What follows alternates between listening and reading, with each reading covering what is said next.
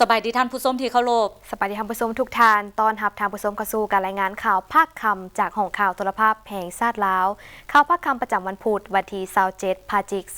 กายน 2019นำเสนอข่าวภาคคำโดยอนุมาลัทธิดาและข้าพเจ้าสมภาพรสุวรรณนามเริ่มต้นที่การรายงานข่าวภายในประเทศมาเบิงเทศกาลฮูบเงาเออรบเปิดตัวอย่างเป็นทางการที่นครหลวงเวียงจันทน์ในมื้อวานนี้26พฤศจิกโดยจะดำเนินการสายไปฮอดวันที่30พฤศจิกเพื่อเป็นการนำเสนอฮูบเงาต่างๆจากประเทศเออรบมาสู่คนลาว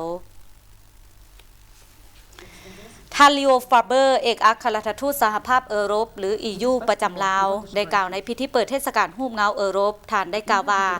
เทศกาลฮูบเงาเออรบในปีนี้เป็นครั้งทำอิฐที่องค์การสหภาพเออรบจัดขึ้นเพื่อนำมาเสนอฮูบเงาสั้นและยาวทั้งหมดประมาณ20กว่าเรื่องที่ส่องแสงถึงวัฒนธรรมสังคมและประวัติศาสตร์ที่มีความหลากหลายจากหลายประเทศทั่วทวีปเออรบที่หาเบิ่งได้ยากมาสู่คนลาวและให้ได้เบิ่งได้สมโดยจะดำเนินการสายให้หมดสนเข้าสมโดยบ่ได้เสียค่าวันที่26-28พฤศจิกายนอยู่สถาบันภาษาฝรั่งเริ่มแต่เวลา 8:30 ถึง 22:00 นวันที่28พฤศจิกายนเริ่ม 18:00 นถึง 22:00 นอยู่สถานเอกอัครราชทูตอังกฤษประจำลาวและวันที่29ถึง30พฤศจิกายนเวลา 18:00 นหา 22:00 นที่สวนเจ้าอนุวงศ์